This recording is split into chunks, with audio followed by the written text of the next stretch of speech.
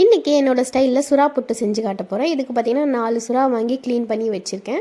ஒரு பாத்திரத்தில் மஞ்சத்தூள் உப்பு போட்டு தண்ணி சூடானதுமே நம்ம கட் பண்ணி வச்சுருக்க அந்த சுறா பீஸெல்லாம் வந்து போட்டுருங்க. ஒரு கொதி வந்ததுமே வந்து பார்த்து இறக்கிடுங்க, ஏன்னா சுறா வந்து வெந்துடும். ஸோ அதெல்லாம் நல்லா வடித்து எடுத்துகிட்டு மேலே இருக்க தோலெல்லாம் க்ளீன் பண்ணிவிட்டு அந்த சுறாவை எல்லாமே நல்லா பொடி பொடியாக வந்து உதுத்துக்கோங்க. இதிலே பார்த்திங்கன்னா மஞ்சத்தூள், மிளகாய்த்தூள், கொஞ்சம் உப்பு போட்டு பிசைஞ்சு வச்சுக்கோங்க. ஒரு கடாயில் எண்ணெய் ஊற்றி சோம்பு, அப்புறம் பார்த்திங்கன்னா பூண்டு வந்து நிறைய போடணும். பூண்டு பொடிசாகவும் போட்டிருக்கேன், தட்டியும் போட்டிருக்கேன். அப்புறம் பச்சை மிளகா காரத்துக்கு ஏற்ற மாதிரி போட்டிருக்கேன்.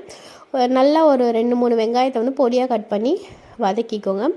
நல்லா வதங்கின உடனே நம்ம அந்த சுறாவில் வந்து மஞ்சத்தூள், மிளகாய்த்தூள்லாம் போட்டு வச்சுருக்கோம்ல, அது எல்லாமே போட்டுட்டு நல்லா கலரி விடுங்க. ஸோ நல்லா கலரி கொஞ்ச நேரம் கழித்து உப்பு வந்து பார்த்துக்கோங்க. பத்தலைன்னா கொஞ்சம் உப்பு ஆட் பண்ணிவிட்டு, காரத்துக்கு வந்து பச்சை மிளகாயும் பெப்பரும் தான்.